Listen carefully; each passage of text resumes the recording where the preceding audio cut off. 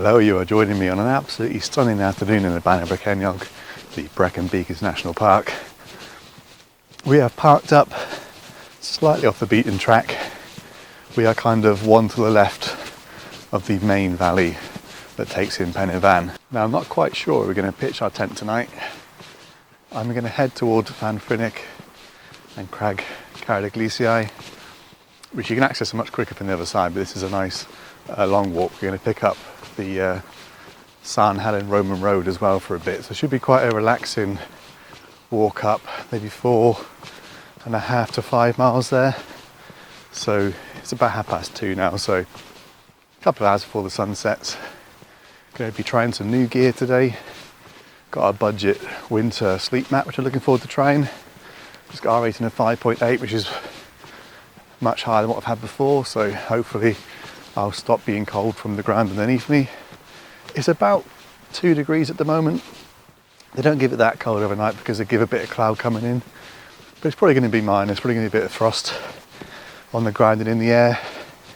And the ground around me now is quite frozen, which is quite handy because I've forgotten my waterproof boots. I normally wear my boots in the car.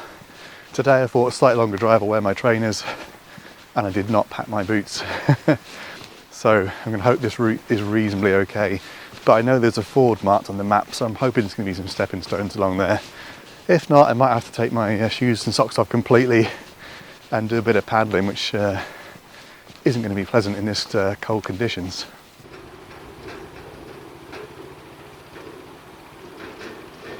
In terms of tents, I'm trying what I've never used before. I have pitched it briefly, but I've never used it, and that's my Vango Helium 2 ultralight tent. So about 1.4 kilos, decent two-size, two-man tent. So I'm going to have plenty of space, and it's a small pack size and small weight. And it was one of my Facebook bargains, 35 quid used, and it's in pretty good nick as well. So hopefully I'm going to enjoy a good night in that. The weather should be pretty tame. We're not expecting much of a breeze or anything like that. It should be a nice, gentle night. So we should be able to pitch wherever we fancy. We shouldn't need to go looking for shelter.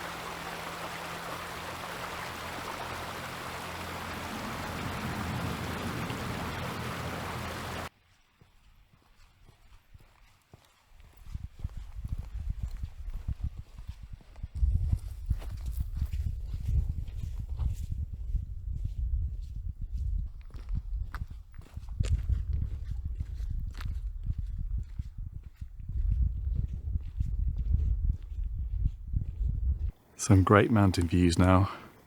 The big mountain to the left is Fan Neath. The central one, which is kind of hidden between the hills and mountains either side, is Fan Gerric, one of my favourite mountains. Absolutely majestic sweep if you head from the north and approach the south. And then a couple of big hills the other side as well, not far off mountains, but not quite. Well, we're quite a long way along the Roman road now, but the problem is I didn't park where I was planning to park. I parked actually quite a bit further away, so I'm probably about 1.8 miles behind where I should be now. So it's looking at probably about 6 to 6.5 miles to get to the top of the first mountain. So got to start making quite a bit of progress, but this valley is really beautiful. This Roman road is great. The views to the mountains either side of you, the sun just peering through the clouds, the blue sky, the light. It's been really fantastic, and it's absolutely still down here now, not a breath of wind where I'm currently stood. So we're going to make a little bit of progress just to get to where we want to get to, but yeah, it's really nice to be walking the new path. I've obviously done a lot in the Brecon Beacons, so it's nice to be on a new path. At least that's keeping things interesting. But yes, quite a way to go to get to where I need to be.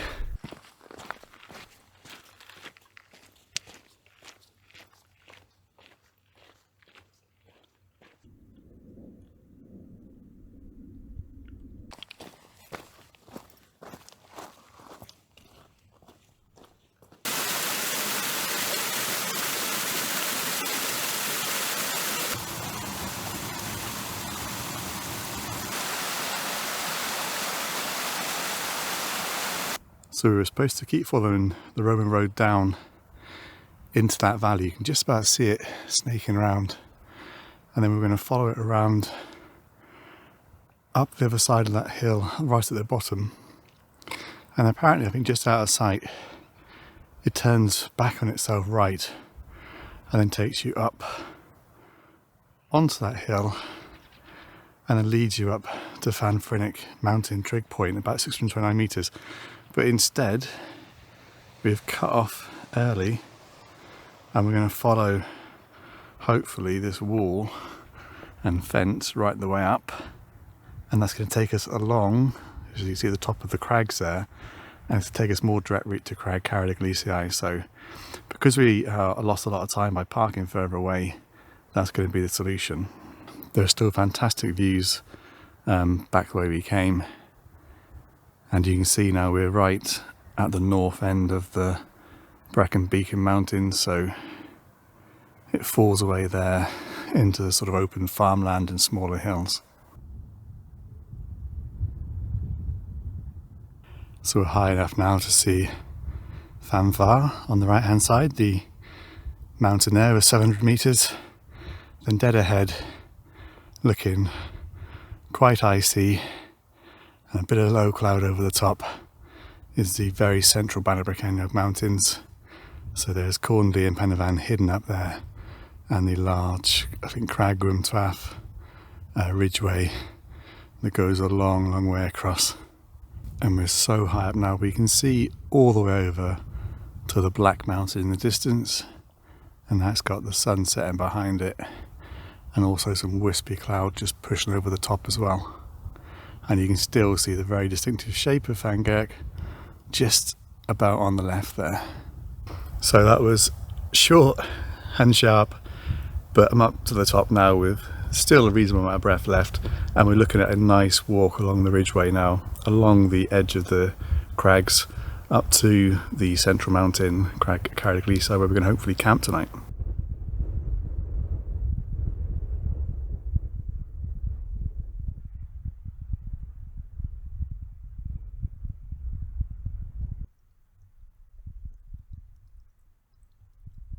Well, that is it. Sun has set. Starting to get a little bit darker now. Clouds are coming in a little bit of clouds over some of the tops now. Temperature going to start dropping a little bit, but it is again quite cloudy, so it's not going to be too cold. Maybe -1, maybe -2. But thankfully the paths are quite frozen, so my feet, I think, are just about dry still in my non-waterproof trainers. But yeah, not far to go now. Maybe half a mile, maybe less, just to get around to the summit.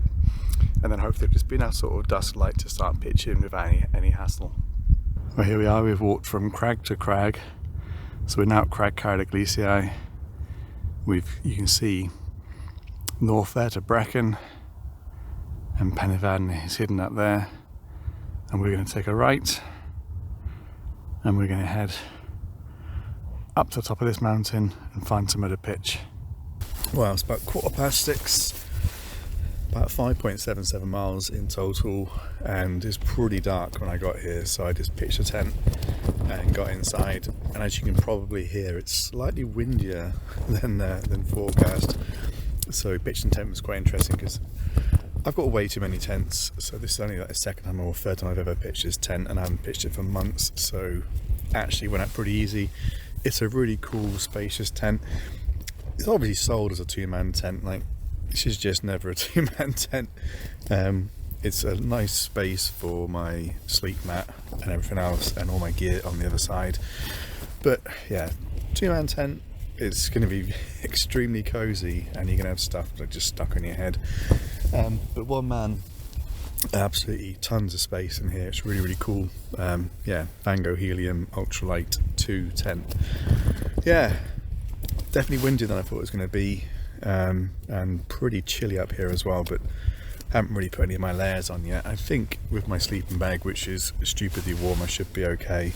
It is the RAB Summit 900 sleeping bag. Don't make it anymore, but it's comfort rated to -26, so I sleep cold, so may as well go crazy in winter and just have a sleeping bag that's really, really warm.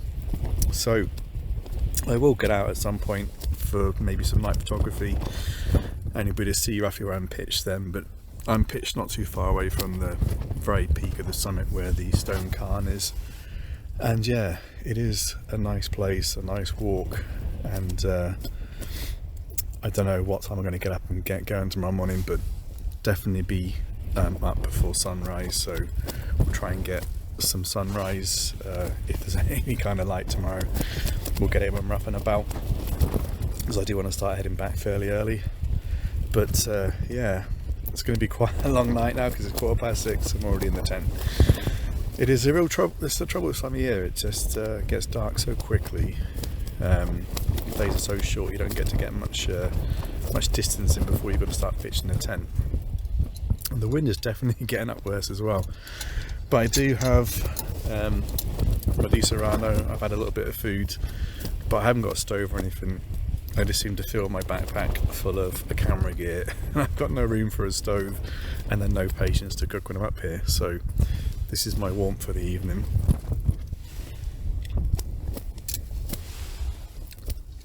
Yeah, so I'm going to chill out now, and yeah, hopefully I'll get out at some point and take some night photos of the tent.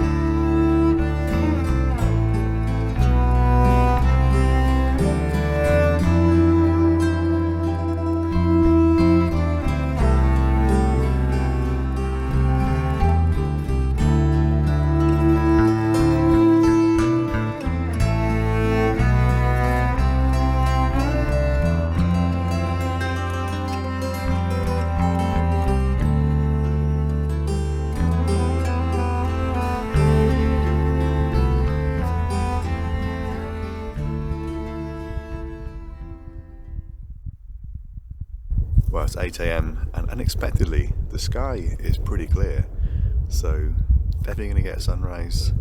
There's a few nice clouds around. Pen y Fan is silhouetted by the rising sun. There is a big cloud bank behind there though, so the sun's going to be slightly longer in rise than it would be normally. But no, got extremely lucky because last night we had just for a short period a clear bit of sky, and above was the Milky Way and just billions of stars, and it was just incredible. So even this close to civilization, you know, you can see the lights from Brecon in one way, and then looking south you could see the sky lit up by Cardiff and the larger Welsh valleys, towns and stuff. But on this mountain, just alone under the stars, absolutely incredible. And always looking over the Pen y Fan all night and this morning, always a trail of little lights going up there. So It's been very busy, but they're going to get a good sunrise if they made it up there this morning, so maybe that should be my thing to do this year, to do a pen and van sunrise, because I'm probably any sort of walker or hill walker or mountain walker in South Wales who hasn't done one at some point. So yeah, I'll put that on the to-do list. So I'm completely packed away apart from the tent, which is still behind me and a bit frozen up. So I need to pack that away and then get going, because I wanted to get going pretty early, because it's still about 5.5, 6 miles back to the car. So in order to make my Sunday productive, get up early, get going and enjoy the sunrise as I walk and stop and take photos and stuff and enjoy the different angles. So yeah, I slept not too bad. Incredibly warm in that sleeping bag. That sleeping bag is just crazy. And my new Light Tour winter sleep mat, yeah, definitely performs warmer than my previous sleep mats.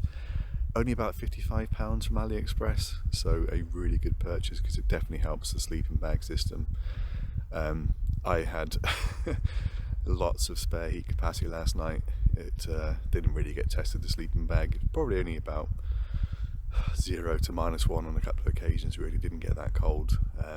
It's quite nice and frozen out here on the ground now, and my laces were frozen this morning and they were in the porch. But no, very, very warm sleep. You can definitely enjoy this kind of stuff if you've got the right equipment, and if you buy and use, you don't have to spend a fortune either.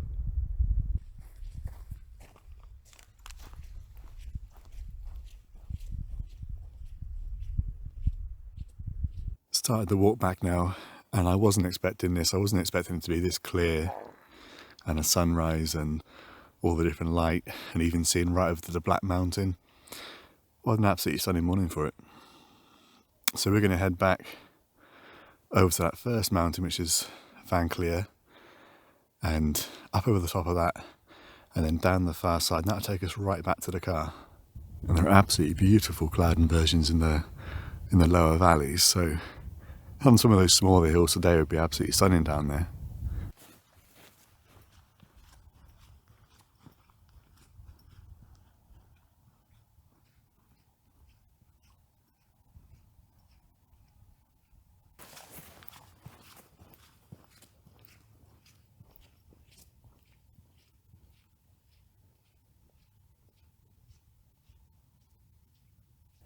Can also see all the low-lying cloud looking north, and it seems to be sweeping in and out of the valleys like a rising and falling tide this morning. What a beautiful morning for it. So we are up on the sort of middle ridgeway section of the mountain now, so it's just a question of following this path along. It's quite gentle for quite a long time. There's a little steeper bit towards Vango, and then it's across the top to, I think, a stone cairn marking the very summit. I've camped there before with my brother and his 2 kids. Very nice spot to camp.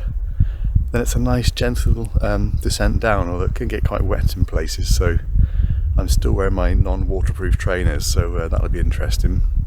But the best thing about the walk so far is, obviously, as I said yesterday, I'm wearing my trainers. They're actually my Fitbit ones, which I got gifted. I did a review, so I was really impressed by them. I know some YouTubers get accused of just doing reviews and then never using the gear again, but I use these all the time. Didn't mean to wear them on this walk because I wanted to wear waterproof boots, but it's going to be about 12 miles of different terrain walking, including steep sections and mountains, and they've been absolutely brilliant so far.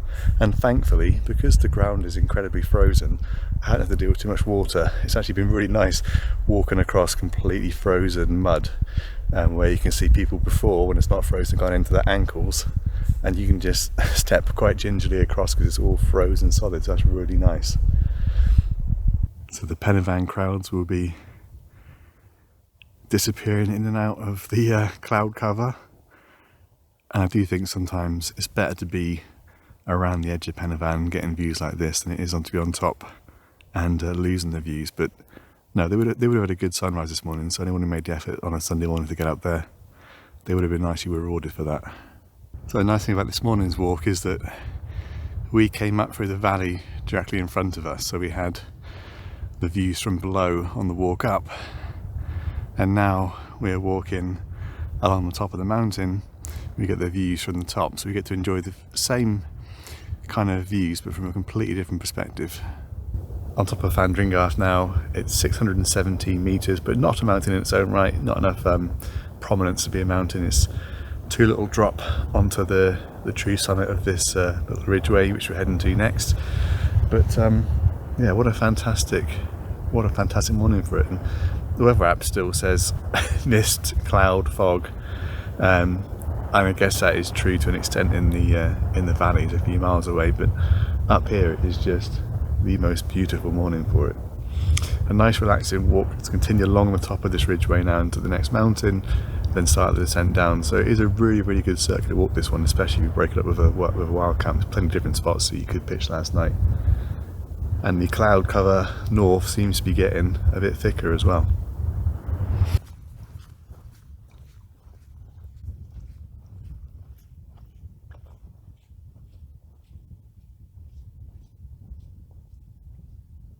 So that's where we've came.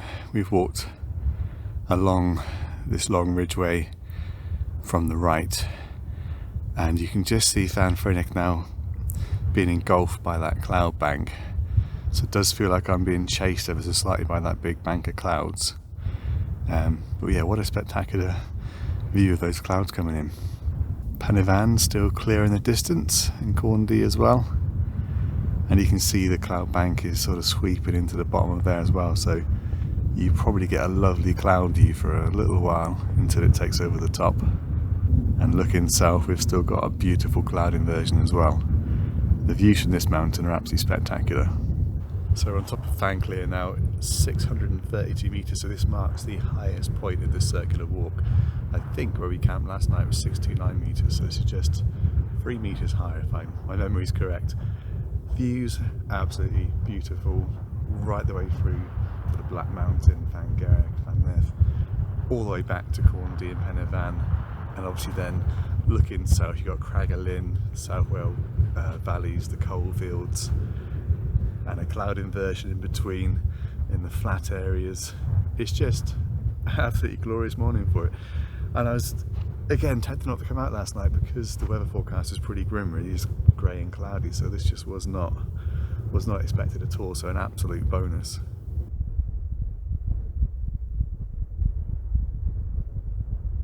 So we can now start the descent back to the car, and we're going to be racing the big dark clouds behind us. See if we can beat those back to the car, or see if they're going to overtake us or not. But it should be nice now. It should be a fairly gentle descent down, because we're going to go like the long ridgeway down. There is a way you can go directly down the side there, it's really steep, and get back to the road, but we're going to go the ridgeway because it's a bit nicer.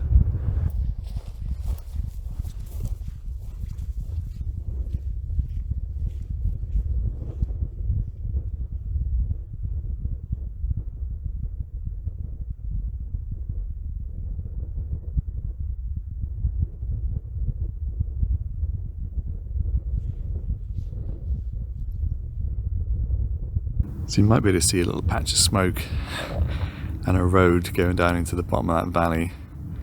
That's the little turn off to the car park where I'm parked. So yesterday we walked along the road in the bottom of the valley right the way through until we turned off on the Roman road. So you can see this is a really nice circular walk to get a completely different perspective on the way back. So we are still cloud free. There is some cloud coming in behind me now, and I think the inversion's creeping slightly up rather than being burnt off by the sun. But we're almost back to the car now. I have just slipped over on a patch of ice. All this mileage without falling over in any of the ice, and I just mistook a patch of grass that was just covering a big sheet of ice and absolutely tanked it. So I'm feeling a bit sore now. But yeah, what a great walk.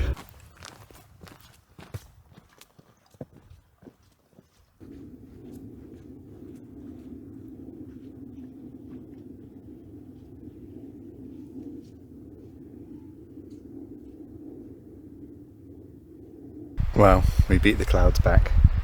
Pretty much back at the car now, just tying up a bit of descent to do back to the car, and on my way back to see the family. I did stack it again really badly on a bit of half frozen, half unfrozen, skiddy grass, because I was paying too much attention trying to follow the path and not looking at my feet. So I'm going to wake up tomorrow with some interesting bruises, I think. And because it's slightly defrosted down here, I did stand on what I thought was a frozen lump of mud, and then broke the surface and went ankle deep in mud as well. So it's not been the most successful last 20 minutes really. Obviously a lot lower down here, so a bit milder, not as frozen, but still a really good walk-in camp. And yeah, the Helium 2 Ultralight, really good little tent, tons of space, a little bit of breeze last night, handled that fine, and it actually really warm, not much breeze got into the tent at all, so actually quite good for a winter camp as long as the weather's not too adverse. Obviously loose sleep mat's good, sleeping bag is immense, so I've definitely got what I think now is a really good winter sleeping setup, so I'm quite confident to come out in any kind of conditions, no matter how cold it gets, and I'll be warm and comfortable. But yeah, a huge thanks if you've made it this far and watched the video, because I know most people don't make it to the end. Obviously details of the route will be up on my website, thewalkingkev.co.uk, so I'll do it as a walking trail, a nice circular about 12-mile walking trail, but obviously you can combine with a wild camp if you want to. Anyway, a huge thanks again for watching, and I will catch you in the next one.